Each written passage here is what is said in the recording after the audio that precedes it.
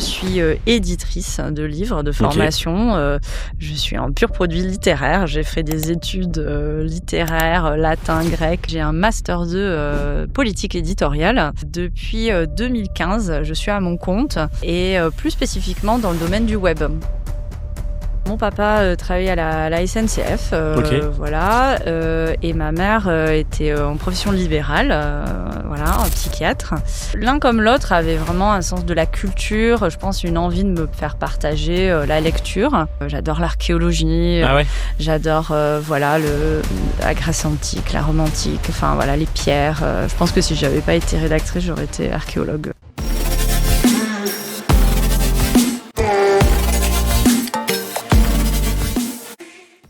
Bonjour à tous, bienvenue sur One Ambition, le podcast qui remet l'humain au centre de l'histoire. Ici, on est convaincu que derrière chaque réussite, il y a toujours un homme ou une femme avec ses doutes, ses épreuves, ses choix et sa façon de voir le monde. Le podcast One Ambition explore le parcours humain, au-delà du métier, au-delà du statut ou des apparences. Si ce message te parle, pense à t'abonner, à liker et à mettre 5 étoiles sur ta plateforme d'écoute préférée. Ça peut sembler anodin, mais c'est précieux pour nous. Cela nous aide vraiment à faire rayonner ces témoignages et à inspirer encore plus de monde à croire en ces projets. Merci pour ton écoute et maintenant, place à l'épisode. Bienvenue sur le podcast de One Ambition. Bienvenue Aurélia, ça me fait super plaisir de t'avoir aujourd'hui. Tu vois, hein, du coup, depuis ces quelques jours, tu nous as fait le plaisir de venir de Biarritz jusqu'ici. Donc, voilà, pour nos auditeurs, est-ce que tu peux te présenter en quelques mots, s'il te plaît ?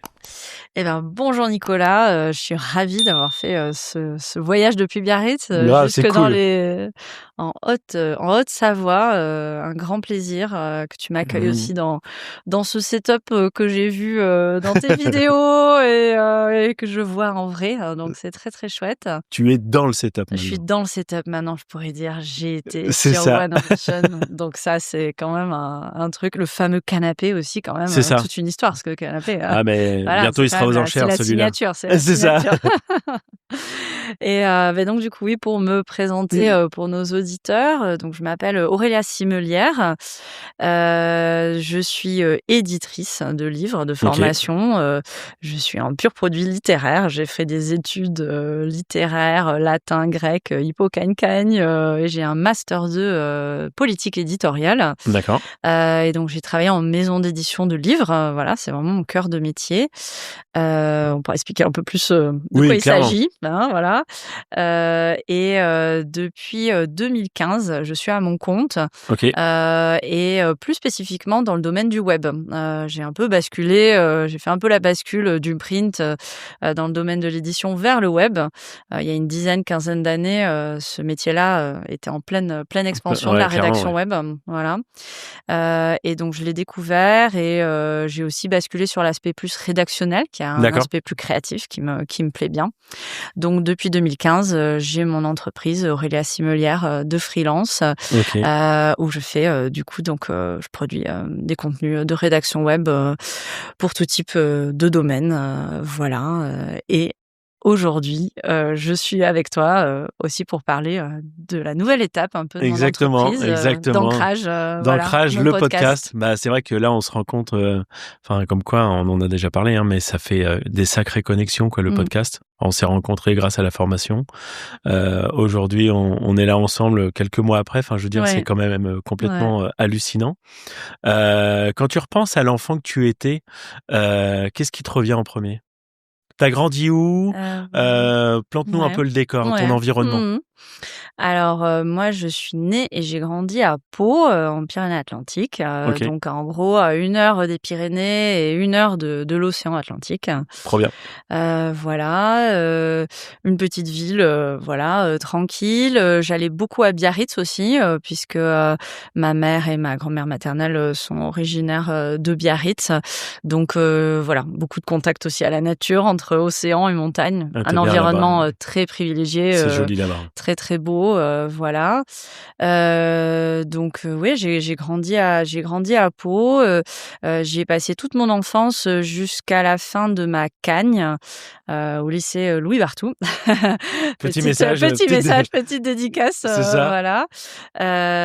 Et voilà, donc une enfance, ouais, de nature, très passionnée déjà par l'écriture et la lecture, voilà, ça les mots, ça a toujours été des compagnons de route, Ah ouais? depuis toute petite. Ouais, clairement, T'as grandi un peu dans voilà. cet univers, non? Tes parents étaient des grands lecteurs? Alors mes parents, faisaient alors mon papa, travaillait à la SNCF, OK. voilà, et ma mère, était, en profession libérale, voilà, psychiatre et elle, l'un comme l'autre avait vraiment un sens de la culture, je pense une envie de me faire partager, la lecture. OK. C'était tous les 2 des lecteurs, mon père avec un imaginaire aussi, et une pratique aussi, lui plus personnelle, un peu d'assemblage de sculptures. Il aimait beaucoup récupérer il aime toujours d'ailleurs, parce qu'il continue encore aujourd'hui, à récupérer plein d'objets, et à les détourner et à en faire des assemblages. Donc un univers OK. très d'imaginaire aussi, je pense quand même, qui est un peu infusé en moi. Et ma mère aussi, très portée aussi sur, quand même la lecture aussi, l'aspect culturel. OK. On a, vite voyagé aussi ensemble, Ah faire ouais? découvrir, plein de choses, T'as découvert pas mal voilà, de pays, t'as des voyagé beaucoup, non? pays, à partir, je pense, c'était quand je suis rentrée en 6e, mes parents se sont dit: «Bah, allez, chaque année, on va faire, un petit tour d'Europe et on va faire une OK. capitale européenne pour découvrir», et très vite, voilà, il m'a amenée, naturellement dans les musées, j'adore l'archéologie, Ah ouais? j'adore, voilà, la Grèce antique, la Rome antique, enfin voilà, les pierres, je pense que si j'avais pas été rédactrice, j'aurais été archéologue, Ah, tu m'as déjà devancé sur une question j'adore future, ça. mais Pardon, je il y vais a pas trop de vite, souci, au je vais contraire, trop c'est vite. top. Mais non, c'est Mais, génial. mais voilà, donc cet environnement quand même, ouais, culturel, on va Très dire, culturel, ouais. culturel, voilà et les mots, très vite ont été un peu, une enfant plutôt quand même discrète, réservée, très calme et posée et je pense que les mots, la lecture, me correspondaient parfaitement, quoi, T'étais déjà dans l'écrit à l'époque, non? j'ai souvenir de j'avais toujours des petits carnets, je notais des petites choses, j'ai retrouvé, hein, des petites notes comme ça, pas des grands écrits, mais quand même ce réflexe Mmh. d'écrire quoi, très très spontané Ah ouais. et de me plonger dans la lecture, aussi, ouais. Mmh. OK. Et quand t'étais gamine, quand t'avais entre 8 et 10 ans, tu rêvais de quoi quand tu te souviens un peu, c'était quoi tes rêves? Hem Je sais pas si j'avais des rêves en particulier, mais c'est vrai que si on le fait lien avec la lecture et les mots, je trouvais, dans les mots, vraiment, une manière d'exprimer mes émotions, enfin, ça me faisait vraiment écho, tu vois, à, ce que je pouvais vivre en tant qu'enfant ou, adolescent, ce qui est assez vrai, c'est que cette fibre littéraire, même dans mon parcours, scolaire, enfin, je veux dire, il y a aucun moment où je me suis dit: «Je vais faire une filière scientifique». Enfin, je veux dire, Ouais, voilà. c'était Je suis un peu tu fâchée sais avec les chiffres, voilà, j'ai appris à les dompter en devenant chef d'entreprise, mais voilà, c'est vrai que c'était tellement naturel que pour ouais, moi ça faisait partie de moi, quoi, vraiment, OK. voilà et donc et éditeur, bah, en fait, c'était, celui qui travaillait, sur les mots, Ouais, donc effectivement, complètement. ouais. Mmh. Est-ce qu'il y a un moment dans ton enfance qui est assez marquant, en bien ou en moins bien, mais Ouais. qui a façonné, la femme que tu es aujourd'hui? Mmh. Hem, Là, comme ça, je trouve que c'est pas évident, je j'ai pas, en tête un moment particulier, Même un peu qui plus tard, hein, sur façonnerait, l'adolescence, ouais, un peu, ouais, non, je pense que j'ai eu, un éveil un peu tardif, on va dire, j'ai eu une enfance assez calme, tranquille, hem, voilà et je pense que le moment où vraiment, je peut-être qu'il y a eu ce moment de bascule, c'est au moment où j'ai terminé ma 2e année de classe préparatoire et j'ai eu vraiment l'envie de partir, aussi, voilà, de quitter le nid familial. tu avais quel âge à peu près à cet J'avais âge-là? 20 ans, Ouais, donc tu vois, c'est un peu sur le tard, on va dire, voilà. Enfin, tard ou pas en tard, même mais temps, en tu tout pars cas, pas à c'était 15 comme ans? ça. Non, tout à fait, mais j'ai eu la conviction que c'était important pour moi de partir. Donc, je suis quand même partie à Paris à 20 ans. Paris aussi parce que mon père, dans sa jeunesse, avait longtemps vécu à Paris. D'accord. Et donc, depuis que je suis petite, il m'y amenait régulièrement. Donc, j'ai un attachement aussi à cette ville, à cet aspect aussi culturel. Mon père, à quelqu'un aussi qui perçoit les choses, qui voit les petits détails, se promener dans une rue, de voir les petites choses comme ça. Donc, donc cette conviction aussi que fallait sortir du nid familial. Je suis quand même fille unique, donc avec aussi cet aspect un peu plus de trio et peut-être un peu plus enfermant, on va dire. Et j'avais envie de prendre et de me confronter à la vie en fait, de me heurter un peu parce que l'enfance que j'ai eue a été très confortable, on va dire, mais qui manquait peut-être un petit peu peut-être parfois de piment ou de confrontation à la réalité. La réalité après. Toi, tu as vécu ta réalité, finalement. C'est ça. Chacun a sa propre réalité. Ouais, mais j'ai eu l'impression que c'était important que je prenne ma liberté et aussi que je prenne mon envol, tout simplement, et que j'aille. Paris peut être une ville un peu dure aussi, hein. Il y a une diversité, il y a Pau, Paris, ça fait quand même un gap. Mais j'avais envie de ça, quoi. J'avais envie un peu de. Donc ça, t'avais quel âge ? J'avais 20 ans quand je suis partie. Ok. Et ça, c'était pour continuer tes études ou c'est parti pour travailler ? Alors c'était vraiment pour terminer mes études parce que donc en fin de classe préparatoire, moi clairement je savais très bien que je voulais travailler dans l'édition. D'accord. La classe prépa que je faisais, c'était pour préparer au concours de l'école normale supérieure et donc plutôt être enseignant, sachant que les places pour être pris en école normale supérieure sont très très maigres. Par contre, les classes préparatoires a été un super enseignement de structure, de culture aussi, avec des enseignants quand même passionnants, de goût, de l'effort et du travail aussi, parce qu'il y a un rythme ultra soutenu sur les classes prépa. Mais moi, je savais que je voulais être éditeur. D'ailleurs, j'ai souvenir d'un de mes professeurs qui comprenait pas trop pourquoi je voulais être éditrice. Je lui avais parlé de la formation que je voulais faire, puis il s'était renseigné, il dit ah oui, quand même, ça a l'air il y a quand même un peu du niveau, voilà.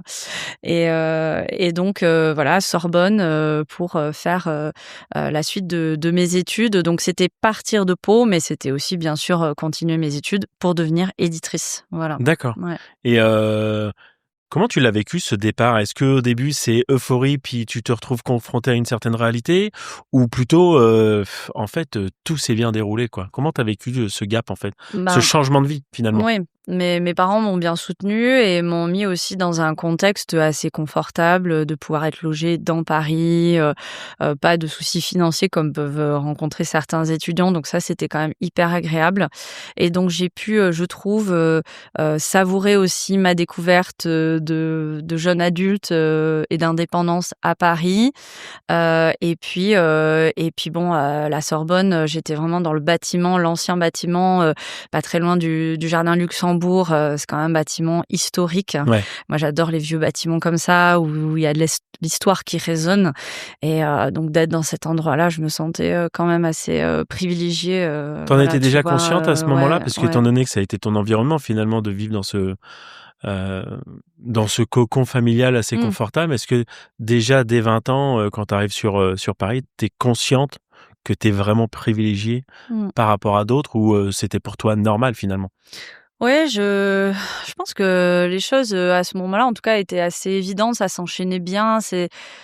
J'étais un peu alignée finalement aussi avec ce que je voulais. Et oui, moi, je me sentais privilégiée de pouvoir être à Paris, de profiter de la vie culturelle dans un contexte et des conditions quand même confortables, et de pouvoir faire les études que je voulais faire aussi, tout simplement. Mes parents, ils m'ont toujours soutenue dans ce que je voulais faire. Donc. Est-ce que tu as fait tes études pendant combien de temps ?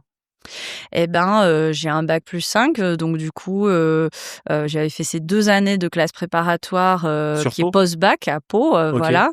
Et après, les 3 dernières années, donc il y a eu la Sorbonne, et puis après, j'ai fait un master 2 à Paris 13 Villetaneuse. Donc là, c'était pas la même ambiance de bâtiment historique, donc là, on était en banlieue, mais qui était en tout cas à l'époque la référence du master pour travailler en maison d'édition. Voilà. Parce que ça, t'aurais pu le faire à Pau ou dans les alentours, objectivement, ou pas ? Non. Bah, non et puis, je pense que j'aurais pu trouver peut-être à Bordeaux, des choses comme ça, mais je crois que j'avais besoin de partir, j'avais besoin de mettre plus de Ouais, distance. OK.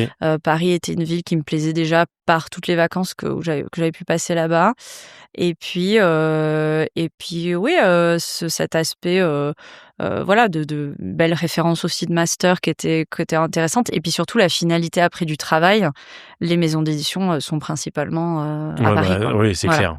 Donc c'était cohérent aussi OK, d'aller et ça a là-bas. été facile de trouver du boulot derrière ou quelques moments de galère ou pas? Ah ouais, c'est pas évident, une fois qu'on a son master 2, c'est pas évident. C'est un milieu assez petit et en même temps assez fermé, l'édition, OK. pas toujours évident. Heu, mais bon, voilà, à force de persévérance, on arrive à trouver. Alors quand on décroche un CDI, c'est un peu le graal, OK. voilà, Ah ouais, dans le monde de l'édition, c'est c'est vraiment, ouais, ouais, je sais pas comment c'est maintenant, hein, là, ça ouais. remonte à un petit moment quand même. Mais oui, oui, c'est quand même pas évident de trouver un poste, qui plaît et puis, ouais, de rentrer dans ce milieu, qui a, à certains égards, gardé un aspect quand même un peu traditionnel, un petit peu conservateur aussi, Un peu par élitiste. moments, voilà. Et c'est aussi pour ça qu'après je m'en suis un Des peu éloignée. Ouais. Ouais, tu m'étonnes. Et est-ce que dans ces moments-là, tu t'es retrouvé quand même dans des moments de galère, même psychologique, à te dire, «Waouh, ça va être dur de rester accroché quand même» et tu l'as vécu comment? Mmh. Je pense qu'assez tôt quand même, j'avais, cet instinct de faire du réseau, de rencontrer les personnes, les stages de fin d'études que j'ai pu faire, de créer du lien, tu vois? Pour faire un peu le Ah ouais? lien, oui, j'ai beaucoup je gardais beaucoup contact avec les personnes avec qui, j'ai pu faire des stages aussi, et donc déjà je tissais ce réseau petit à petit, dans le monde de l'édition, c'est aussi, mais comme dans plein d'autres domaines, c'est quand même Important le réseautage, important, le tu vois? Ce networking, côté ouais. réseau Ouais. et ça, avant même qu'on en parle, avant même, LinkedIn, avant même un peu les réseaux sociaux et cetera, parce que là, à l'époque, on n'était pas, Bah, enfin, là, c'était on un peu parle à de quelle l'ancienne, année, quoi? hein, Là, c'est quoi? C'est et 2000, ben, c'était, 2005? 2010, 2010, ouais, c'était, 2009-2010, c'est Tu avais ça quoi, et 25 ans à peu près? ouais, c'est ça à peu près, oui, oui, ouais, c'est ça. C'est à la fin de mes études à peu près, où j'ai commencé à travailler, voilà et à l'époque, il y avait pas cet avènement, autant des réseaux sociaux, de LinkedIn, enfin, ça commençait mais je trouvais que c'était moins marqué, et du coup, voilà, c'était beaucoup par le réseau, par les contacts, par les liens et bah, oui, il y a eu des petites difficultés mais bon, j'ai pas eu l'impression que c'était, D'avoir galéré? ouais, je pense que j'étais quand même assez tenace aussi. Elle me disait: «Bon, bah, voilà, si je peux pas rentrer par la porte, je vais essayer par le par la Ouais, mais fenêtre», c'est bien d'avoir ce côté tu tenace. vois? Un peu alors à ma manière, hein, plutôt, calme et tranquille et un Pas en peu mode bélier, quoi. discrète, pas en mode bélier, et tout, mais quand même, je pense avec la conviction que j'avais envie de faire ça, T'étais voilà aussi, convaincu de toute manière que c'était vraiment le métier que tu voulais faire? oui, oui, oui, oui, parce que en fait, l'édition, pour expliquer un petit peu, parce que ce terme Oui, éditorial aussi, édition, est des fois un petit peu, méconnu ou mal compris en tout cas. Hem, Comment dire? L'éditeur, on parle de coordination éditoriale, c'est un peu un chef de projet en fait. C'est celui qui d'accord. va vraiment, déjà avoir une relation privilégiée avec l'auteur, qui a les textes et qui est entre, alors il y avait tout ce travail, moi surtout qui me plaisait, du travail sur le texte où, il y a une analyse du texte, une lecture, de la réécriture, du décortiquage, je pense que c'est pour ça que, tu vois, je parlais de l'archéologie tout à l'heure. Je pense il y a ce côté un peu enquête, il y a ce côté un peu on va creuser, on va fouiller, on va essayer de peaufiner, Ouais, où tu rentres dans le détail. OK. Voilà, c'est un métier qui est assez, un peu solitaire aussi parce que tu es beaucoup plongé dans le texte, tu es tout Ouais. seul et puis il y a aussi cet aspect, relationnel. Alors après ça dépend comment les maisons d'édition sont organisées, mais où tu es en échange avec l'auteur, tu lui poses des questions et voilà et aussi, tous les autres acteurs en fait parce qu'une fois que tu as fait, que le texte il est prêt, il y a les imprimeurs, Ouais. il y a le graphiste, Il y a il y a l'illustrateur. l'illustrateur en fonction de voilà, du domaine d'activité où tu es, mais moi j'adorais, travailler avec les imprimeurs. C'est Ah ouais? passionnant, c'est un métier, Pour quelle raison? Les fabricants, c'est le papier aussi, c'est la Oui. finalité en fait. C'est ce pourquoi tu fais un livre. L'objet livre aussi, l'objet a toujours été quand même. Il y avait le livre, le texte, mais il y avait quand même beaucoup l'objet qui me plaisait aussi beaucoup Ouais. dans sa symbolique, voilà. Et donc C'est pas échanger. pareil de lire un livre Ah sur ouais. une tablette ou Ouais. enfin, nous, on a que des livres Mmh. papier parce que, je sais pas, il y a une sensation, il Ouais. y a un truc. Ouais. Tu Ouais. vis l'histoire différemment, je trouve. Oui, tout à fait, ouais. Et moi, j'ai connu aussi la révolution du livre numérique. Et à l'époque, on disait: Ouais. «Oh là là, tout va s'arrêter, le livre papier est mort et tout». Et en fait, la preuve que non. Et après, c'est toujours des usages, pourquoi Oui, on c'est ça. utilise le livre numérique ou plutôt le papier. Mais je pense qu'il y a un attachement humain très profond, au papier quand même, Ouais. Oui, je pense, ouais. ouais, qui est important, ouais. Et par rapport, à l'édition, enfin, tu dis que tu as été, à quel moment tu t'es dit: «Je veux être éditrice»? Parce que tu disais que tu as rapidement Mmh. su que c'était, le monde des lettres et cetera, mais à quel Ouais. moment tu t'es dit: «C'est ce métier-là»? Parce que finalement, dans le monde Oui, du livre, oui, c'est enfin, vaste. bah, c'est vaste, Oui, oui, c'est on en très parlait avec vaste. Sandra, ma femme, Ouais. c'est hyper vaste. Mmh mh. Mais pourquoi spécifiquement éditrice? À Ouais. quel moment il y a eu un déclic?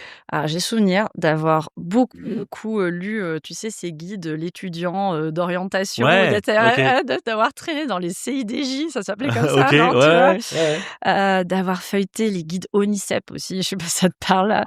C'est Tu vieux, vois? Tu juste vois? le Alors là nom, tu sais, tu me là, ça ressors nous fait un ça, coup là, de vieux, là. laisse tomber, c'est ça.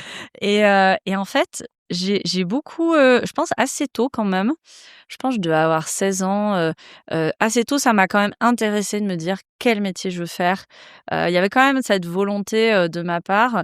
Et comme c'était assez marqué que, OK, je suis littéraire, j'aime la lecture, j'aime les mots, mais comme tu dis, quoi? Enfin, quoi Ouais, faire après? ouais, Parce c'est que, ça. C'est vague. alors, à l'école, je trouve, on nous oriente beaucoup et en prépa aussi beaucoup vers l'enseignement. D'accord. C'est un peu, je trouve, dommage parce que c'est assez réducteur, tu vois? Bah, c'est clair. Heu, à l'époque, je me sentais pas d'être, voilà, de donner des cours. Maintenant, avec de l'expérience, voilà, je donne des cours à des étudiants dans le domaine de la communication, mais à l'époque, non. Et donc, je me souviens d'avoir, traîné mes guêtres, dans ces CIDJ, à feuilleter, des guides, en essayant de trouver quoi faire. Et puis, au fur et à mesure, bon, il y avait bibliothécaire, il y avait d'autres choses comme ça, mais l'éditeur, peut-être aussi parce qu'il était au centre de plusieurs intervenants, Ce me côté me chef plaisait d'orchestre, en bien. fait. Voilà, c'est-à-dire tu étais, la tête dans le texte, mais en même temps, tu étais aussi dans une maison d'édition. Enfin, j'aime bien ce terme aussi de maison d'édition, ce lieu, qui a une ligne éditoriale, qui amène quelque chose, voilà donc et puis cet accompagnement, enfin, ouais, ça me plaisait, quoi. Et puis la finalité aussi, de pouvoir Ouais, accompagner un projet et la finalité, c'est l'objet livre, quoi. ouais. Voilà. Tu as une concrétisation, Mmh. un projet, un objet matériel, en fait, que tu peux C'est ça. palper. Tu mets, Ouais, en comment dire? En matière, une idée, en c'est fait, ça. qui est issue d'une Ouais. idée, quoi. Ouais, ouais, ouais, et puis d'aller dans la librairie, de voir les livres, pour lesquels tu as travaillé, Ça, il doit y c'est avoir une hyper satisfaisant, ouais, il quoi. doit y avoir une belle Ah oui, oui. satisfaction quand tu Ouais. vois ça. Tu dis: «Ah Ouais. bah, ça, c'est j'ai Ouais. contribué à Tout ça». à fait, ouais. Et j'ai travaillé aussi en librairie, j'ai fait, plusieurs, CDD, mes jobs d'été d'étudiante, en les 2 années de classe prépa, comme j'habitais encore à Pau. Je passais mes étés à Biarritz. OK. Et j'allais, bosser, j'ai fait 2 étés à la librairie Le Bookstore qui existe toujours, qui est une magnifique librairie, bon déjà le lieu est très beau, plein de boiseries, un escalier magnifique, enfin vraiment une ambiance qui prête à la lecture. Et j'ai kiffé quoi, Ah de ouais? pouvoir, travailler, enfin des jobs d'été, Ouais, c'est cool. là, je me suis sentie hyper Aligné, enfin, privilégiée, tu étais dans ton univers, voilà. quoi, Ouais, ouais, ouais, dès très jeune. donc la librairie aussi, un domaine, qui me plaît beaucoup. J'ai bossé un peu à la librairie de la RMN, au musée du Louvre aussi. Enfin voilà, c'est, des beaux endroits. Ah bah, ouais, tu m'étonnes. Mmh. Et tu penses que si tu avais pas suivi ce parcours, tu aurais fait quoi? Alors tout à l'heure, tu as parlé un peu d'archéologie, mais Ouais. est-ce que tu penses que tu aurais creusé Mmh. jusque-là ou C'est le cas de le dire. Est-ce que j'aurais creusé? c'est pas Ouais, faux? non, ouais, mais Ouais. non, mais, Allez, ouais, non, mais elle je est t'ai tendu sortie la comme perche. ça, elle est C'est très ça. bien. Allez, très bien, je t'ai tendu la perche, c'est exactement ça, ouais. Ouais, ouais. Franchement, l'archéo, ouais, je dirais pas que j'ai un regret, mais je pense que je serais peut-être allée vers l'histoire de l'art. Je pense que ça m'aurait bien plu. Ok. Tout l'aspect art me plaît beaucoup. Historique. J'aime beaucoup l'Antiquité gréco-romaine. Et ça m'a toujours beaucoup émue en fait. J'ai des souvenirs de voyages avec mes parents. Mes parents adoraient l'Italie. Donc une fois qu'on a fait ce dont je parlais, notre petit tour d'Europe, on a découvert l'Italie et on a très vite beaucoup stationné en Italie. Et après, c'était plus un pays différent chaque année, c'était l'Italie. Ok.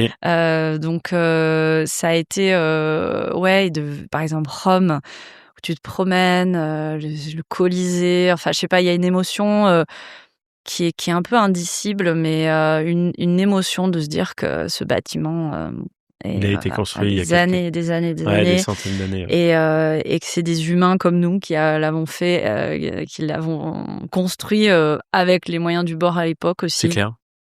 Et puis l'histoire derrière. Donc je pense que clairement, je pense que l'archéologie, je pense que j'aurais pu faire. Ouais. Le frein, je pense à l'époque, c'était de me dire, je me souviens je crois de ma mère qui me disait, oui, bah alors il y a un métier, tu choisis ton métier, mais réfléchis aussi un peu à la vie de famille que tu voudrais avoir, où tu voudrais vivre. Et archéologue, quand même, tu voyages quand même beaucoup, ouais, tu bouges beaucoup. Et ça correspondait pas quand même moi à mon esprit de voyager et tout. Je suis quand même un peu plus posée, peut-être plutôt rester pas trop loin des miens. Ok. Et voilà. Donc c'est vrai que mais je pense que l'archéologie. Il y a une petite part en toi qui se dit j'aurais aimé c'est toujours découvrir pareil, ça, des regrets entre guillemets. Je regrette de pas avoir fait Erasmus, tu vois, par exemple, de pas avoir vécu à l'étranger. Et de Pourtant, pas avoir voyagé avec tes parents. Alors j'ai voyagé, mais je pense que partir à Paris, c'était déjà une grosse étape pour moi et c'était déjà très bien. J'aurais beaucoup aimé, je pense, partir 1 an en Italie, par exemple, à tout hasard. Au hasard. Je suis un peu monomaniaque sur l'Italie, mais vraiment, c'est un pays qui me parle à l'âme. Mais vraiment, oui. Ok. J'ai pas du tout le physique d'une Italienne, hein, mais vraiment pas. Mais et d'ailleurs, quand je suis arrivée à Paris, j'ai suivi des cours du soir de la mairie de Paris pour apprendre l'italien. D'accord. Juste par amour de cette langue, de ce son là. Oui, parce qu'à Pau, on apprenait l'espagnol, on est à côté de l'Espagne. Donc nous, on est vraiment à côté de l'Italie, en Haute-Savoie, ça c'est vrai. Mais c'est vrai que oui, non, chez vous, c'est plutôt l'espagnol. Hein. Voilà. C'est quand même beaucoup plus cohérent. C'est plus cohérent, mais mon cœur est en Italie. Plutôt italien. Ouais, la sonorité, la musicalité, voilà. Et donc, pour faire le lien avec ça, j'ai quand même tu vois, ça me fait penser par rapport à l'archéo, j'avais fait un stage de jeune bénévole. En fait, j'avais découvert, mais je pense que j'avais trouvé ça toute seule comme une grande. J'avais cherché sur Internet. Il existe des sites archéologiques qui emploient. C'est du bénévolat où tu peux venir, toi, tu donnes un coup de main sur un chantier de fouilles. D'accord. Et donc, j'ai fait ça à côté de Venise. Donc mes parents, on était partis en vacances. Eux avaient séjourné à Venise et moi j'étais allée sur ma petite île. Alors de mémoire, c'est l'île du Lazzaretto Nuovo, un petit lazaret qui était un lieu à l'époque de quarantaine quand il y avait la peste. Et en fait, il y avait plein de bateaux qui passaient et tout. Et donc de toute façon, en Italie, tu grattes un peu le sol, tu trouves un truc. Tu trouves quelque chose. Donc et moi je trouvais ça fascinant. Tu grattes le sol, tu trouves des bouts de céramique, tu trouves alors les gars, ils en avaient 10 caisses derrière. J'étais là, ok, elle est en PLS devant son petit bout de céramique. Nous, on en a plein derrière.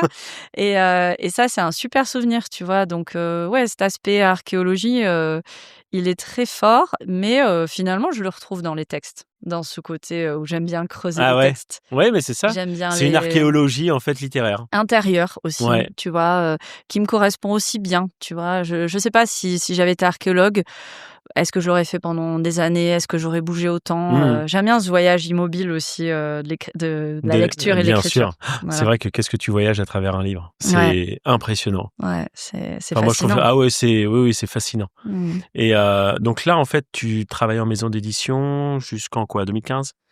Oui, c'est ça, j'ai fait, 3 ans à peu près, jusqu'en 2013 exactement. OK. Voilà, dans Donc là, une tu es toujours sur petite, Paris? voilà, je suis toujours sur Paris, petite maison d'édition, les éditions 365, livres illustrés, dans le domaine livres illustrés. Donc c'était le principe des almanachs, 1 page à lire par jour. Voilà, et puis, les choses ont fait que j'ai quitté cette maison. Je me suis retrouvée sur une période un peu d'entre-deux, en fait, où je Mmh. me suis demandé qu'est-ce que j'allais faire. Et un peu en me disant, j'ai une période un peu de chômage, on va dire, ou aussi où je me suis dit: «Qu'est-ce que je fais? Rechercher du salariat ou pas et tout». Et puis de fil en aiguille et de candidature en candidature, j'essaie de me souvenir. Ah oui, j'avais passé un entretien, pour un éditeur de contenu qui s'appelait Comprendre Choisir à l'époque, qui maintenant s'appelle Eureka. Et c'est là qu'on va raccrocher les wagons avec le web, où en fait, eux, ils cherchaient un profil d'éditrice OK, et ils se proposaient de me former à la rédaction web et au SEO et d'accord. aux techniques un peu de SEO. OK. Et en fait, ce site-là, quand je dis éditeur de contenu, c'était que, eux, ils avaient, une approche très SEO et très audit. Ils allaient prendre, la thématique, le chien, par exemple, OK. et ils allaient faire un audit SEO de toutes les requêtes, possibles et imaginables, mais même des requêtes de niche, OK. autour de ce mot-clé-là, et ils faisaient des guides. Et donc après je pense que le modèle économique était avec des pubs, des choses comme ça. Mais donc en gros, c'était un peu presque un Google dans le Google. Mmh. C'est-à-dire que quand les gens, tapaient, «Comment choisir son chien», et ben, potentiellement, ils pouvaient tomber sur leur page, OK, ils étaient bien voilà. référencés, ils étaient sur la première Voilà, page Google et puis, voilà. Donc c'était assez efficace quand même. Ça a été une super école. c'était quoi leur Heu modèle économique, autour de ça? Parce que du Alors, coup, dans le détail, je saurais pas trop te dire, mais c'était vraiment par le biais de pubs. En OK, fait, il y avait quand même pas mal de du pubs, placement de produits, voilà. Et après, ils ont été rachetés aussi par les pages jaunes. Donc, tu vois, il y a cette notion un peu de presque de référencement aussi, d'annonce, et d'annonces et tout ça, ouais. de pages, voilà. OK. Et en fait, alors eux, ils faisaient appel à des auteurs spécialistes, donc par exemple un vétérinaire pour parler, des chiens, qui formaient aussi un petit peu à la pratique de la rédaction web. OK. Mais ils avaient besoin, enfin, ils avaient quand même eu la conscience que, l'éditeur avait un rôle et que du coup, il fallait quand même quelqu'un pour relire et retravailler les textes et les restructurer. D'accord. Donc mon profil éditorial, les a intéressés et j'avais eu un premier échange pour un poste salarié, puis ça s'était pas fait. Et puis il m'avait dit: «Mais par contre, ton profil est hyper intéressant, donc on te garde sous le coude et bah, pourquoi pas du freelance?» Donc moi, En fait, j'étais c'est à des années-lumière d'imaginer que j'allais créer mon entreprise. Je me suis jamais considérée comme, entrepreneur dans l'âme. Je suis très impressionnée de voir les jeunes étudiants quand ils sortent d'études, de se qui lancer. savent déjà, voilà. Moi, clairement, toujours ce petit syndrome aussi de la légitimité, blablabla et tout. Bon, voilà, qui se contraignent, hein, C'est plus ou ça, moins, en fonction des personnes, c'est exactement mais ça, ouais. voilà. Et donc bah, là, voilà, recherche d'emploi, essayer de continuer notre activité. Donc je me suis dit: «Bon, clairement, il y a une super opportunité». Et donc j'ai commencé en me mettant dans une couveuse d'entreprise, le temps de voir un petit peu, où ça me mène et voilà. Et puis comme en fait, Eureka, me donnait des missions hyper régulières, d'editing, web, et qui me formait en même temps avec des gens, enfin une équipe très chouette. Bah, de fil en aiguille, en fait, j'en suis venue à ouvrir mon activité, OK, de freelance, voilà. d'accord. Donc Et en tu fait, ça a été travaillais, un tremplin, quoi, ah vraiment. ouais? Ouais. Puis là, en fait, ça fait quoi de basculer du print, au web? Ah bah, ça, c'était hyper intéressant. C'était en fait, je pense, ça a été un monde qui s'est ouvert à moi par rapport à ce que je te disais tout à l'heure de ce monde de l'édition que je regrettais d'être un peu trop conservateur, un peu fermé, qui bougeait peut-être pas assez vite pour moi à OK. mon goût. Et là, waouh, le web, c'est flex, ça bouge, c'est vivant, c'est créatif. Et qu'est-ce qui fait que Voilà. tu y vas? Parce que finalement, tu vois, il y a un côté confort dans un milieu que je connais. Oui, Ah, je me lance, dans un univers ouais, que je connais pas forcément, en fait. ouais, Surtout que c'était je vais pas dire les premiers, c'était quand même beaucoup plus jeune, quoi.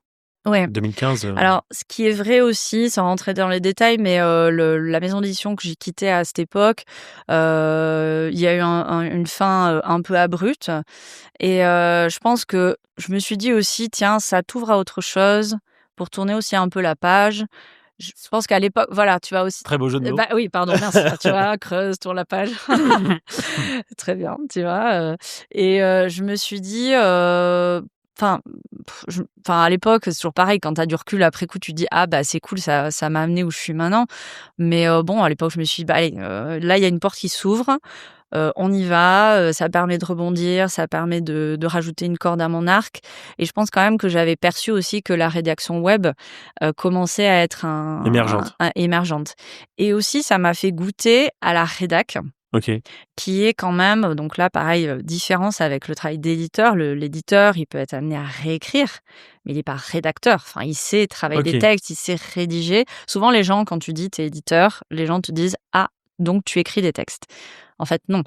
L'éditeur, il va accompagner l'auteur à réécrire et à améliorer son texte. Alors c'est marrant, Il va corriger aussi. C'est marrant, j'aurais pris ça sur un correcteur et pas un éditeur. Bah, en fait, tu peux être juste. Alors après, ça dépend du fonctionnement des maisons d'édition, qui peuvent. L'éditeur peut renvoyer systématiquement les textes à un correcteur extérieur ou interne. Enfin, tu vois, il y a des fonctionnements un peu différents en fonction des maisons. Moi, c'était quand même une petite maison d'édition.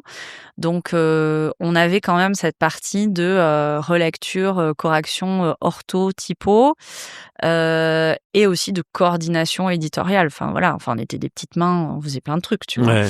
Un peu touche à tout, quoi. Voilà, un peu touche à tout. Et puis après, toute la suite du processus éditorial jusqu'à l'envoi, le BAT et l'envoi chez l'imprimeur. C'est quoi le BAT ?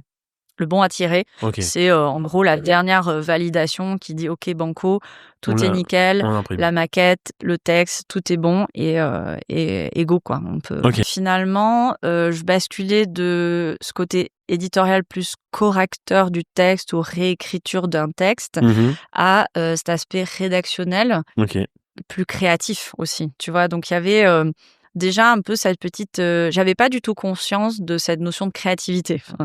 Petite parenthèse, longtemps, je pense, ayant un papa aussi qui était passionné par l'art et qui créait des sculptures, pour moi, la créativité, c'était de l'art. Ouais. Et c'est que relativement récemment que je me dis, bah en fait, si tu es créative à ta manière, il y a plusieurs façons d'être créatif. Bien sûr. Aussi. Et donc, aussi bien la découverte du web pour son agilité, sa flexibilité, et c'est un exercice de style différent aussi qui me plaisait bien. L'ouverture d'esprit aussi, qui me plaisait bien. Et aussi sur la partie rédactionnelle, plus créative, quoi. D'accord. Et donc là, tu es toujours sur Paris ? Je suis toujours sur Paris, donc je crée petit à petit mon entreprise.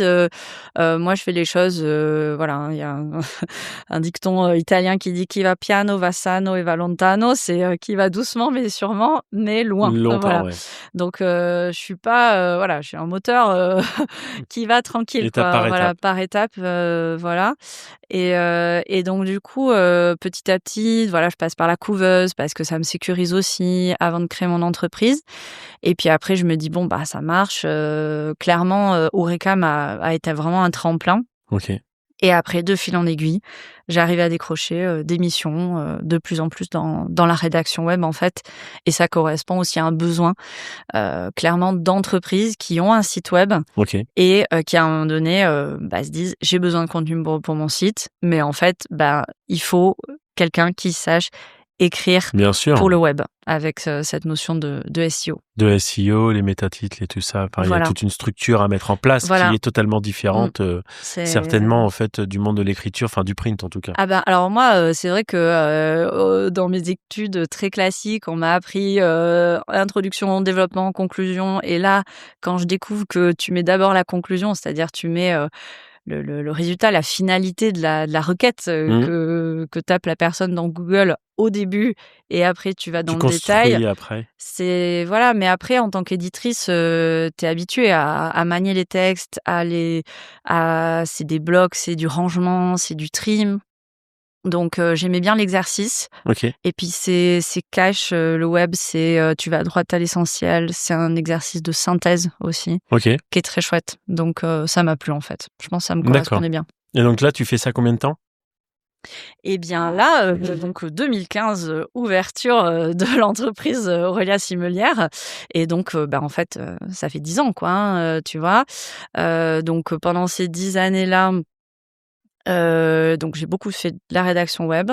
Je me suis quand même éloignée de l'édition. Je pense que ça m'aurait plu de continuer quand même un petit peu plus, mais bon, voilà, par la force des choses. Le parcours de vie a fait que... Voilà, et puis il y avait aussi une praticité aussi, à un moment donné, voilà, de Paris, j'ai rencontré mon mari aussi à Paris et puis au bout d'un moment, on s'est dit: «Bon, allez, on bouge de Paris, on part» et donc je suis revenue dans ma région natale, alors pas à Pau, mais à Biarritz. OK.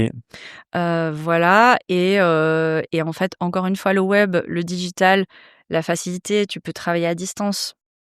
Tout ça, a facilité aussi, grandement les choses et puis petit à petit aussi, voilà, j'ai formé, ma technique, mes armes, et je pense que j'ai aussi trouvé, du plaisir à travailler pour des entreprises qui ont donc avaient besoin de contenu pour leur site, pour leur Mmh. site web, et d'avoir ce temps d'échange avec eux, tu vois? OK. Alors ça, c'est un peu, tu vois, la petite genèse vraiment du podcast. Parce OK. qu'en fait, moi, dans ma manière de travailler, je disais aux gens: en fait, moi, je viens vous voir, que ça soit, le fabricant de cheminées au fin fond, du Pays basque, en fait, juste, je viens vous voir. J'ai besoin de vous rencontrer, j'ai besoin pour écrire un texte, même juste expliquer vos services, j'ai besoin de savoir qui vous êtes, d'où vous venez, où vous en êtes et où vous voulez aller. Donc, tu vois, c'est aussi de la communication, de la stratégie de Clairement. communication, de marque. Enfin, voilà, on est à cheval sur plein de choses.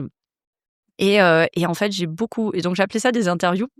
D'ailleurs, c'est OK. drôle et j'adorais cet exercice-là et je faisais des audios. Donc j'avais OK. sur mon téléphone, mon petit enregistreur, mais ces audios, restaient que pour Ouais, moi. que perso, ouais. Une sorte de voilà, de De mémoire, transcription de ouais. notre échange. Donc j'étais pleinement, concentrée sur l'échange avec la personne.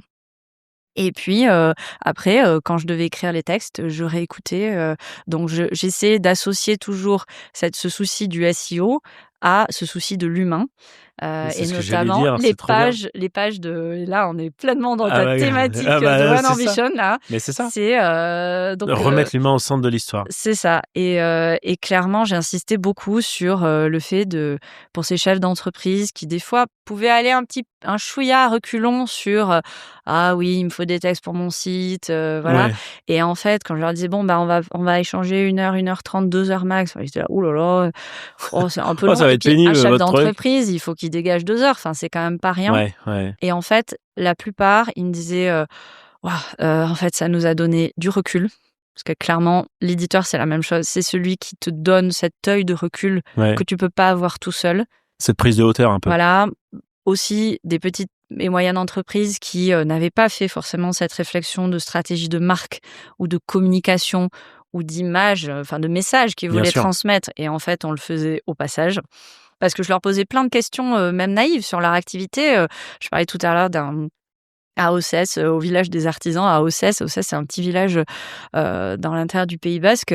Je lui posais des questions, naïves. Moi, j'y connais rien, aux cheminées, aux poêles, donc OK, expliquez-moi et du coup, ça les oblige aussi à parler, Simplifier aussi. à simplifier, vulgariser. Enfin, donc en fait, tu traverses plein de choses et donc cette page d'à propos, qui est la page de présentation de l'entreprise sur un site, c'est un exercice que j'aime beaucoup et donc il y avait déjà cette petit exercice, ce petit Cette valeur exercice humaine, en fait. d'interview et voilà, ce rapport humain. Parce que Ouais. finalement, en plus de ça, tu aurais très bien pu aller, vu que c'est un métier en digital nomade, tu aurais très bien pu aller juste piocher les informations que tu avais sur le net, à Ouais. peu près, entre guillemets, et puis t'en faisais un article, et puis ça se terminait là, on va dire. Oui, Tu aurais pu te faciliter la tâche dans ce sens-là. tout à fait. Or là, tu as choisi de remettre l'humain pour que ce soit très humanisé à travers cet article Ouais.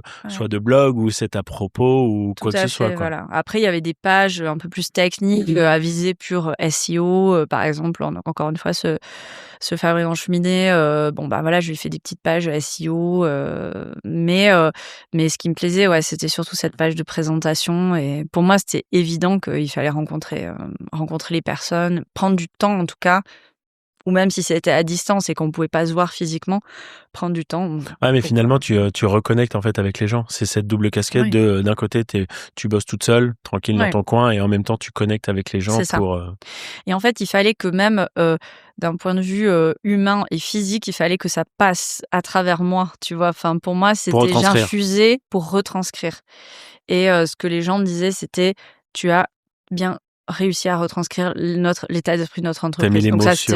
c'était bon. Ça veut dire que ma mission c'était voilà, mission accomplie. Ouais. Et donc, dans la continuité, Ouais. parle-nous de ton podcast, parce que du coup, Et voilà, on y arrive. On y c'est ça, arrive. c'est qu'en fait, Ouais. finalement, c'est un cheminement. Oui, oui, et donc moi je dis, il y a pas de hasard de toute façon, C'est mais de clair. faire l'exercice avec toi, parce que cet exercice comme ça de dérouler, toute sa vie ou en tout cas son parcours, on le fait pas, comme ça, tout seul, consciemment, et donc là, c'est drôle de voir en effet, comment les choses arrivent. Donc le podcast, il est arrivé aussi à un moment, il y a 1 ou 2 ans, où je commençais à ressentir, bon voilà, quand on est freelance, quand on est seul, toi c'est tu es chef d'entreprise, même si tu as la chance d'être en En binôme, binôme ouais. aussi. Mais voilà, il y a c'est de l'énergie, c'est pas évident, faut se renouveler. Je sentais bien aussi que mon métier de rédaction web, tel que je l'avais fait il y a 10 ans, clairement était en train de changer avec l'intelligence artificielle aussi Oui, c'est vrai que ça, on n'en a pas ouais, parlé, mais ça joue qui énormément. joue quoi, ouais, qui est quand même assez présent. Il a à double tranchant sur ça, c'est-à-dire non seulement ça porte préjudice et clairement, oui, je pense que plein de clients potentiels vont se dire: «OK, en fait, je Il y vais a plus plutôt besoin. utiliser ChatGPT et je vais me faire mes textes moi-même». Mais en même temps, je suis quand même persuadée que, ça renforce la valeur éditoriale C'est ce d'une que j'allais compétence te poser comme comme la mienne, en question. fait, Est-ce que voilà. tu penses que ça Ouais. peut effacer des métiers dans le monde de l'édition ou pas forcément? Oui, ça peut en effacer, ça peut alors moi, j'ai toujours maintenu quand même une rédaction web, assez qualitative. Il y a aussi des rédacteurs qui étaient beaucoup plus au kilomètre et qui, voilà, ça Mmh. débitait, et ça, dans le volume, forcément, tu peux pas lutter, contre l'IA, quoi, tu vois, par Bien rapport à sûr, ouais. ça. Moi, comme j'ai quand même, toujours, gardé cet humain aussi en contact, cet Mmh. échange, et ce côté quand même assez qualitatif et un peu ciselé aussi, enfin, j'ai essayé au maximum et assez personnalisé. Je pense que ça m'a un peu sauvée quand même, OK. voilà. Donc il y a eu ce ralentissement, mais il y a eu aussi, quand même, je pense tout simplement une envie de se renouveler et d'aller vers autre chose. Voilà. L'idée du podcast, du coup, elle vient comment, Hem, à ce moment-là? alors elle vient, un peu en fontage, presque un peu inconsciemment, tu vois? Des fois les choses, tu entends parler de ça: «Ah si, c'est cool ce format, c'est cool». Tu vois passer les trucs. Je dis pas non plus, une Consommatrice? auditrice, une consommatrice de podcasts, plus que ça en fait. OK. J'ai travaillé pour un client, il y a 1 an et demi, 2 ans, qui avait évoqué la possibilité de travailler enfin voilà, qu'on réfléchisse à un podcast. On avait fait toute la phase un peu préparatoire et puis après pour des raisons aussi de priorisation, de budget et tout, ils avaient mis un peu de côté, et je pense que ça m'avait un peu titillée. Je me suis dit: «Ah zut», ça m'avait Il y bien avait un truc, quoi. plu, je me suis dit: «Cool» et tout, voilà. Et après, l'enchaînement de pourquoi finalement, j'y suis arrivée, il y a eu plusieurs choses. Je suis repassée par le salariat, pendant 9 mois là, l'année dernière dans une agence web, avec donc j'étais content manager, donc c'était vraiment, sur la partie, rédac. OK. Donc là, ça débite, hein, agence web, faut y aller, tu débites. Je me suis bien mise sur, ChatGPT, sur l'IA aussi, bien à fond de balle. OK. Donc ça, ce côté prod, ça me dérange pas, mais à un moment donné, j'avais très envie en fait de remettre un peu l'édito au centre, et je me disais: «Mais ces contenus, d'IA, OK, mais à un moment donné, ça va s'uniformiser, quelle est la personnalisation qu'on peut proposer Ouais. aux clients? Qu'est-ce qu'on peut faire d'autre?» Enfin, et j'avais vraiment envie de ça, et bon voilà, j'ai pas senti, une réceptivité, à mes propositions, et d'un côté, je me suis dit: «En fait, bon, en fait, peut-être, voilà, c'est pas dans cette boîte que je veux pouvoir le faire», et ça m'a piqué un peu au vif. Tu sais, des fois, tu te construis en admiration ou en pour, Ouais, mais des fois en contre aussi, bien sûr, et complètement, ouais. je pense que clairement, ça m'a rendu service, cette expérience, et ça m'a réaffirmé, où je me suis dit: «Mais en fait, toi, ta qualité, c'est l'éditorial». Et quand je travaillais dans le web, je le cachais un peu en me disant: Ouais. «Ouais, faut que tu sois un peu plus techos et tout, plus, voilà, ouais, éditorial, c'est littéraire», donc je le cachais un peu, et voilà, et puis l'année de la quarantaine, aidant, je pense qu'on s'encombre de moins de choses, on se Oui, dit: «On assume», voilà, c'est et fou je me cette période de suis ouais, quarantaine, hein. ouais, ça fait un peu cliché de dire ça, Ouais, mais mais c'est pour toi, moi, je l'ai vécu pareil ouais, un peu. il y a eu un peu ça aussi, et du coup, donc je suis revenue en fait au freelance. Ça OK. m'a refait apprécier aussi le freelance, Ça m'a redonné une dynamique. Donc clairement, cette expérience salariale, je la regrette absolument pas. Elle m'a donné le goût de plein de choses. Elle m'a fait découvrir l'IA, vraiment. Elle m'a remise aussi des outils, aussi plein d'outils et tout. Puis elle t'a mis en lumière aussi ce que tu ne veux pas finalement. Et en fait, voilà, elle m'a mise en lumière ce que je ne veux pas et elle m'a mise en lumière sur mais moi, j'ai ça. Enfin, c'est vraiment ma plus-value et donc c'est devenu presque depuis depuis le Pâques là où je suis revenue au freelance, je me suis dit mais je suis je suis éditrice dans l'âme, c'est l'éditorial, c'est ça qui me qualifie, go, on y va, franco, et on le valorise. Et je suis persuadée aussi que par rapport à l'IA, c'est une valorisation d'expertise parce que il y a une manière de travailler sur les prompts avec ChatGPT, ok, mais cette valeur de se restructurer les textes, qu'est-ce qu'on fait de cette matière, comment on range les mots, comment on range le message que on veut transmettre, ça ça correspond pour moi au métier d'éditeur, tu vois, vraiment. Ouais, donc en fait pour toi l'IA, si je comprends bien, ça sera toujours un outil pour t'aider, mais pas forcément qui remplacera oui. Après, ça peut remplacer pour certaines choses. Il y a beaucoup d'automatisation possible sur plein de petites tâches. Oui, mais ça reste un outil. Voilà. Mais pour moi, c'est un outil. Enfin, de toute façon, ça a toujours été que ça. Mais là, il y a l'IA depuis 1 an et demi, 2 ans où ça rentre vraiment dans la vie des gens au sens plus large. Pas que dans les domaines très techniques. Il y a des fantasmes, il y a un effet on a l'impression que c'est magique. Mais après, non, le jus de cerveau, l'analyse, la structuration, ce qu'on arrive à transmettre soi-même par son expertise. Et donc, tout ça a fait, il y avait beaucoup de choses, mais tout ça a fait, a convergé vers cette idée que je suis prête à assumer aussi cet aspect éditorial, à le revendiquer. Enfin, maintenant, c'est même pas l'assumer, c'est le revendiquer haut et fort. Et je pense que là, juste le podcast, c'est la voix. Donc, quoi de mieux que pour se faire entendre que le podcast. Enfin, c'est clair. Donc, c'est drôle. Enfin, tu vois, là, quand je t'en parle, tout me semble évident, mais quand je l'ai fait, c'était pas aussi conscient. Ça s'est enchaîné comme ça. Donc voilà. Et je pense, voilà, c'était aussi faire entendre ma voix, je pense, de la petite fille quand même assez discrète et très, très, très réservée, un peu rêveuse dans ce domaine du livre. Et passer de l'écrit à la voix aussi. Ah ouais, ça c'est un sacré gap. C'est un sacré exercice. C'est pas évident. C'est pas. Alors c'était naturel dans le sens où, comme je te disais, j'ai fait cet exercice-là sans le savoir, un peu comme Monsieur Jourdain dans Molière qui fait de la poésie sans le savoir, avec tous les chefs d'entreprise que j'ai interviewés. Finalement, en fait, c'est une suite logique. Mais en fait, voilà, il n'y a pas de hasard. T'as juste mis en lumière, en fait, ce que tu faisais un peu, je vais pas dire dans l'ombre, mais un peu en cachet. Là, tu mets en lumière, tu l'exprimes, tu le verbalises à travers ton podcast. Donc, et tu te sens aligné aujourd'hui quand tu fais super. C'est vrai. Ah ouais, vraiment. Vraiment, même si, comme on disait là, ce gap entre l'écrit et l'oral, c'est quand même particulier. Je sens que j'ai besoin de travailler ma voix, de l'économiser, enfin voilà, donc il y a des questions un peu pratiques aussi. Mais ça vient bien, ça se met en place, ça me donne confiance en moi aussi. Vraiment, je me sens bien en fait. Puis ça nous fait des belles rencontres en fait. Ouais, c'est ça. Incroyable, on en a déjà parlé plusieurs fois. Mais le podcast, c'est un canal de communication qui est juste incroyable. Ah ouais. On rencontre des gens, tu matches avec des gens, alors que tu les aurais certainement pas abordés si tu n'avais pas ce prétexte en fait du podcast. Mais tout à fait. Ouais. C'est un objet éditorial, toujours ce terme-là. Mais oui, mais c'est vrai en fait. Mais c'est un objet. C'est une excuse. C'est comme un livre aussi, hein, tu vois. Quand tu es auteur d'un livre, tout de suite ça ancre, ça pose une légitimité. Là, être animateur d'un podcast et de l'avoir conçu, etc. Voilà, ça pose un peu ça pose un peu quelqu'un et ça ouvre des portes. Ça c'est sûr, tu as raison.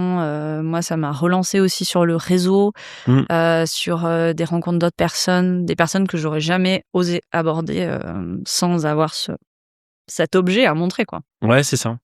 Aujourd'hui, c'est quoi pour toi la définition de la réussite ?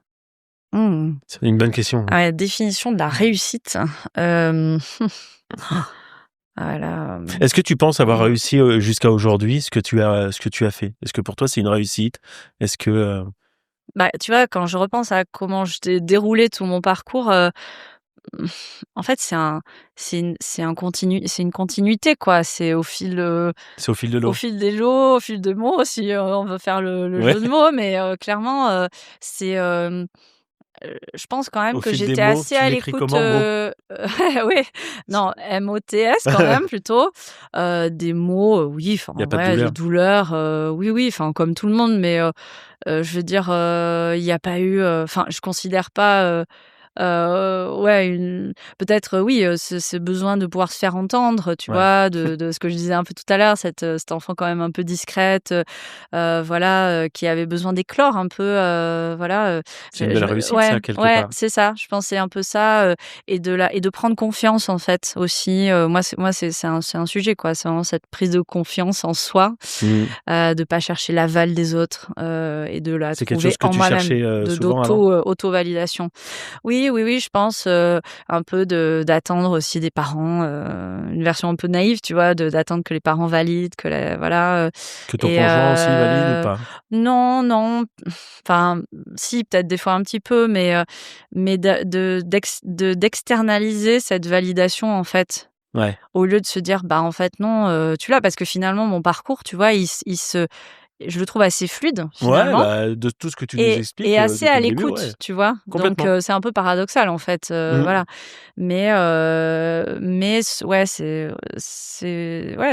la voix, c'est ouais, se faire entendre. Ça, c'est un truc qui est ouais, qui C'est est marrant se faire entendre le podcast, tout c'est ça, enfin, drôle, c'est génial. vraiment, hein, vraiment, c'est ça, ouais, d'être prête à je pense qu'avant, je me faisais entendre par les mots, mais les mots, ils sont silencieux. Alors ils Oui, peuvent être aussi, bien bruyants, sûr, à leur mais les mots manière. à travers l'écrit.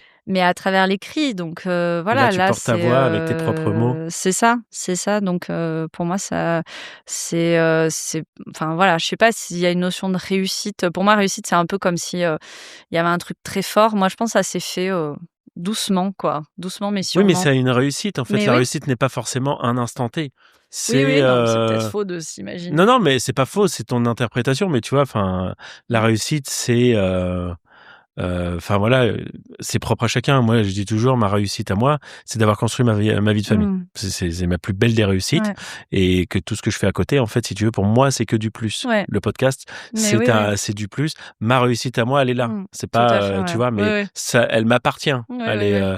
quelqu'un d'autre, ça sera autre chose. Donc c'est pour ça que j'aime bien Ouais, poser ouais. cette question. Mais même là, tu vois, je suis un peu, c'est pas que je dénigre, mais tu vois, je suis là: «Bah oui, bon, réussite, oui, ça suit, une continuité», voilà, mais donc non, c'est une affirmation un peu de soi aussi, Ouais, c'est petit ça. à petit, et de se dire: «Oui, bah, ouais, j'ai un chouette parcours et quand même, c'est Ouais, et cool», tu peux être fier, quoi. ouais, c'est ça. J'ai souvenir d'un professeur en classe prépa qui me disait: Vous êtes une éponge et vous absorbez et un jour ça va sortir», et ça, c'est une image qui m'a toujours marquée. Ah ouais. Tu vois? Ouais, ouais, ouais. Donc bah, je me dis: «Ouais, c'est le moment», et j'ai vraiment l'impression que le podcast est le truc qui me fait amener à un niveau au-dessus. Ça te fait Enfin, vibrer. ouais, qui fait vibrer, et ouais, qui rassemble tout, quoi. Ouais, C'est fou, bah, nous, ouais. c'est pareil, hein. Moi, Mmh. à travers les interviews, et cetera, j'ai enfin trouvé mon canal de communication. C'est ce que je disais récemment avec Kevin, et on en a déjà parlé un peu en off, mais c'est quoi ton métier? Mon métier, c'est de parler avec des gens. Mmh. Et en fait, je trouve ça, tu vois, Ouais, c'est échanger avec des gens, c'est comprendre leur vie, partager. Enfin, je trouve ça, c'est fascinant, en ouais. fait. Et Ouais, comme tout à chaque fait. parcours est unique, bah, t'apprends de chacun. Ouais, tout à fait, hein, tout à Donc, fait, ouais. Mmh. tu encore des doutes aujourd'hui?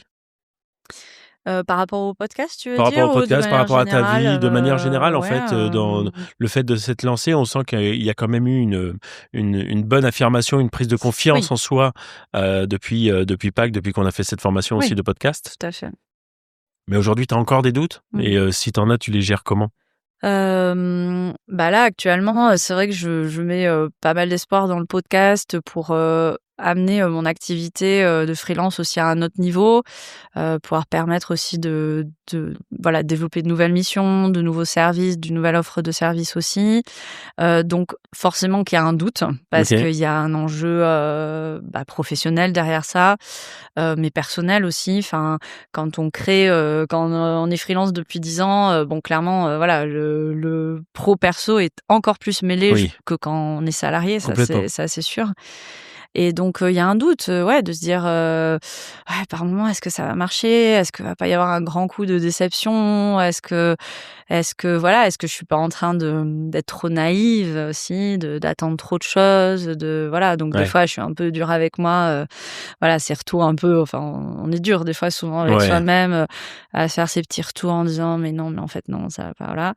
Mais pour le moment, je me mets dans une attitude de faire, voilà. J'avance. C'est pas le temps du bilan, quoi. C'est pas le temps de... Voilà. Là t'es en mode travail. Et puis, alors que ça, c'est assez nouveau parce qu'avant, j'avais des fois tendance aussi à rêver un peu trop les choses avant de pouvoir de les mettre en œuvre. Là, j'ai l'impression d'être dans la mise en œuvre, d'être dans l'action. Et j'arrête de trop cogiter et je fais pour que ça fonctionne, mais on verra la suite, quoi. Voilà. Et après, je sais que j'ai une force de résilience très forte. Voilà. Aussi, quand t'es, encore une fois, quand t'es à ton compte, clairement. Oui, si t'es pas résilient. Ça façonne. Tu sais que t'es résilient. C'est vraiment cet aspect freelance qui t'a créé cette résilience. Oui, tout à fait. Première expérience salariale qui a été un peu douloureuse sur la fin aussi, qui apprend à être résilient. Mais aussi, le freelance, c'est toujours des hauts, des bas. Tu vois peut-être moins loin dans la durée, mais en même temps, t'es résilient. Là, quand je suis repassée par le salariat, c'était une super expérience. Et puis, je suis revenue au freelance. En fait, tu vois, le repassage, il était naturel. C'était dans... Voilà, enfin, Et puis, il y a cette créativité aussi qui me correspond bien, en fait. Voilà, j'ai appris à me connaître, en fait, par le biais du freelance, vraiment. Ouais. Est-ce que tu penses qu'on peut tous y arriver, selon toi? De manière générale. De manière très générale, que ce soit pro, perso, etc. Quand quand on a une ambition, quand on est convaincu de quelque chose. Là, tu parlais depuis le début que tu as très vite su que tu voulais être dans le monde de l'édition. Et par rapport à ton expérience de vie, est-ce que tu penses qu'on peut vraiment tous y arriver? Oui, moi je pense parce que malgré l'enfant discrète que je pouvais être, un petit peu réservée, avec ce petit fond de manque de confiance, ce besoin de validation extérieure, je me rends compte quand même que mine de rien, clac, j'ai coché les étapes, j'ai avancé, j'ai fait mon petit trou. Alors à ma manière, je pense que c'est hyper important de rester ancré avec ça, avec soi. Bon, après, il faut aussi sortir un peu de sa zone de confiance et tout, de confort, pas de zone de confiance. Ah, attention, lapsus intéressant. J'ai pas relevé, mais je me suis dit, bon, ok. Allez. La zone de confort, voilà. Donc ça, c'est aussi un sujet. Mais je me dis que malgré, toutes ces petites choses-là qui ont pu peut-être me freiner, enfin, en tout cas, peut-être qu'ils m'ont pas fait avancer aussi vite qu'il aurait fallu, et en même temps, chacun va à son rythme, voilà. Je pense que, on y arrive. Après, voilà, j'ai eu quand même un parcours de vie, j'ai pas connu de grandes douleurs ou de grands drames ou de grandes difficultés, ou voilà, c'est plus d'apprendre à être confiance en soi, de pas chercher parce que chercher une validation extérieure en permanence, c'est fatigant, en fait. Ça te pompe de l'énergie. Ça pompe beaucoup d'énergie et tout. C'est ça. Donc oui, moi je pense que bien sûr qu'on peut y arriver, d'arriver à... Ça peut être à son rythme, voilà, c'est... Ouais, je pense... Faut pas se comparer en plus. Ouais, ça c'est quelque chose que j'ai longtemps fait, beaucoup se comparer, mais on part pas tous du même endroit. Donc voilà, j'ai mis plus de temps, je pense, quand même. Mais ça, je l'ai accepté, en fait. Je suis quand même dans une période aussi de ma vie d'acceptation, où avant, je me disais plus, tu devrais faire plus ci, tu devrais être plus comme ça, voilà, enfin, ce truc-là qu'on se répète soi-même, soi-même, qui est dur, quoi, en fait. Ouais, cette dureté un peu vis-à-vis de soi-même. Et ce besoin de reconnaissance aussi, quelque chose qui est assez fort aussi, d'être reconnu. Mais bon, voilà, tout ça, j'ai l'impression j'ai fait un travail aussi sur moi et voilà, d'être dans une acceptation et une évolution de ça, et je m'aime bien à 40 ans. C'est trop bien, voilà. C'est trop bien. Aujourd'hui, qu'est-ce que tu as envie de transmettre maintenant à travers le podcast? Parce que parle-nous un petit peu plus dans le détail du podcast Ancrage. Quel est l'objectif de ce podcast? Moi, je le connais. Eh ben oui. Bien évidemment. Alors, le petit moment de pitcher. Ben ouais, voilà. C'est ça. Donc, vous avez 2 minutes. Ancrage, ça va aller. Ancrage, c'est le podcast qui donne la parole à l'écrit. Voilà. J'aime bien cette formule parce qu'en plus, ça représente bien ce passage de l'écrit à l'oral, voilà, qui se répond. Moi, mon objectif, c'était non seulement de réaffirmer cette conviction éditoriale, de l'importance de l'édition, de l'aspect éditorial des choses, mais dans tout. Pour moi, c'est très transversal. C'est pas que dans les livres, c'est pas que dans la presse, c'est dans une marque, c'est dans un propos, c'est dans tout. Et aussi de parler de pluralité d'écriture. Du coup, d'un épisode à l'autre, de pouvoir parler du haïku, de poésie contemporaine, de rédaction web. Du coup, donc aussi bien cette écriture à visée professionnelle, un peu technique, marketing, qui peut parler aux gens dans le domaine du marketing, de la communication, mais aussi un peu plus littéraire, un peu plus créatif. Voilà, j'aime bien aller dans des champs un peu insoupçonnés. Là, dans des épisodes, on va avoir quelqu'un que j'interviewe. Donc oui, j'aime bien ce format de l'interview, bien sûr. On va parler d'intelligence artificielle, d'édition, d'éditorial et de philosophie. Enfin, voilà, il me dit, parlons philosophie, mais oui, bien sûr, banco. Voilà, j'ai eu la chance d'interviewer aussi ta compagne sur la bêta lecture. Moi, je connaissais pas ce métier-là. Donc là, on va un peu dans le microscope, dans un détail. Donc j'aime bien cette diversité-là aussi pour un petit peu sortir cette notion d'écriture, de littéraire, de sa tour d'ivoire aussi, et parce que voilà, les contenus aussi qu'on peut trouver qui tournent beaucoup autour du roman, de la littérature, peuvent être un peu impressionnants, voilà. Mais j'ai envie un peu d'explorer plein de champs variés, voilà. Donc je suis clairement mes coups de cœur aussi. Ouais, pareil. Voilà. Chez nous, c'est pareil. Voilà. On arrive à la fin du podcast. J'aime bien terminer par 3 questions. Tu me réponds rapidement. Si j'interrogeais ton toi d'enfant, est-ce qu'elle te reconnaîtrait aujourd'hui? Mon moi d'enfant. Si elle te voyait, est-ce qu'elle reconnaîtrait la Aurélia aujourd'hui, à 40 ans, ce qu'elle est devenue? Je pense qu'elle serait fière. Ouais. C'est vrai? Ouais. Elle serait fière d'elle-même? Ouais, je pense. C'est me reconnaître. Je pense quand même que je suis restée fidèle aussi à plein de choses qui sont là depuis longtemps. Enfin, moi, je suis quand même persuadée que les premiers amours de l'enfance, là, par exemple, les mots, la lecture, l'art et tout, en fait, voilà, on évolue, on s'enrichit d'autres choses, mais quand même, les choses de base, ils restent là, ouais. Quelle rencontre a le plus changé ta trajectoire? Alors, je vais dire celui qui me vient en premier. C'est un professeur, je crois que c'était en 3e, professeur de français, Monsieur Bernier, si je me souviens bien, qui, tu vois, c'est un souvenir qui est pointu, mais en même temps qui est très large, qui m'avait vraiment qui a participé à mon goût des mots, qui m'a transmis vraiment ce goût-là. Et je lui avais envoyé une lettre aussi. Je lui avais écrit. Il m'avait répondu.